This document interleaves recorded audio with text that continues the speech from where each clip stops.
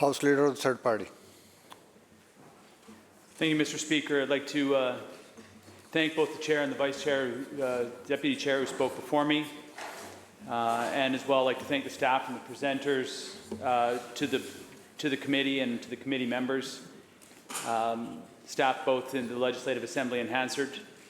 I would just like to acknowledge, I think, the incredibly challenging situation that our Chair was put in having to chair this special committee to review the Freedom of Information and Protection of Privacy Act. I'm a strong proponent of committee work. It's some of the most productive and collaborative work that happens in this democratic institution. And despite the good work of this committee, the government's actions last fall tainted the work of this report.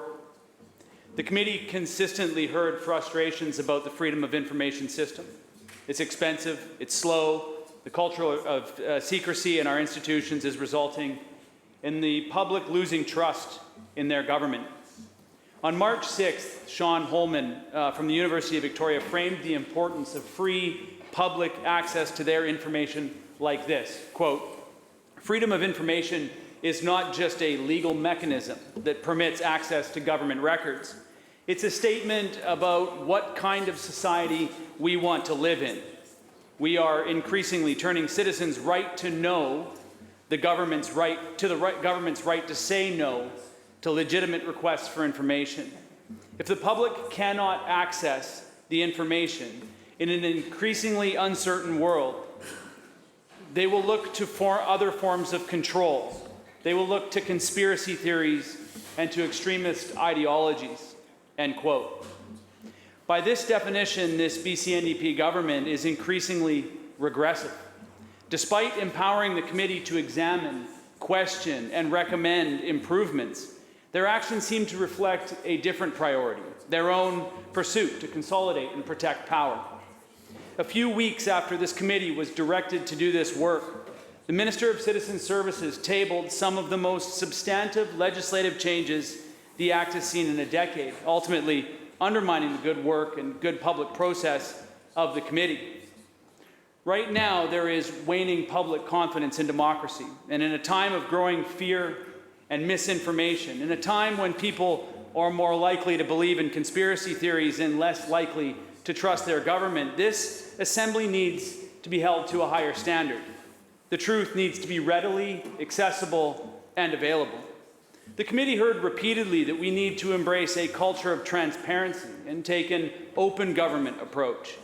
Through the process, we heard about frustrations created by the Freedom of Information system. Accessing public information can be expensive, and people frequently experience long delays in getting the information they request.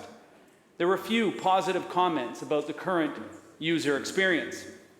A majority of the participants complained about the addition last fall of an application fee, further limiting free access to their information.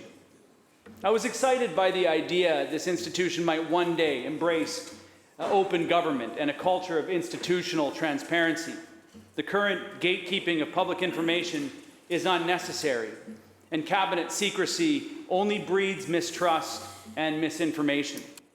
The committee heard of how our government can achieve open government by more aggressively adopting publication schemes to proactively disclose far more public information. It's time for the cabinet ministers to emerge from the shadows. We know that the rapid development of technologies such as artificial intelligence and decision-making means we need a more serious and detailed approach than the tinkering around the edges to make it more expensive for the political opposition to dig up dirt. We need to reform our thinking from the regressive approach embraced by this current government to a progressive vision embracing open government. The committee work summarized in this report was both necessary and futile. It is necessary to update deficient legislation, and despite the changes to the Act last fall, there is still a long way to go, as we heard from numerous people who presented to the committee. But it was also futile in that we faced time constraints and legislative changes that limited and undermined our work.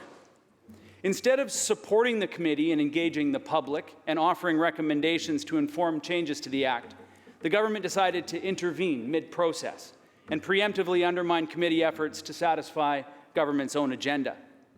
As the BC Freedom of Information and Privacy Association said in their presentation to the committee, increasingly, quote, public bodies have a culture of secrecy by default, in which there is a focus on the risks associated with releasing records, end quote.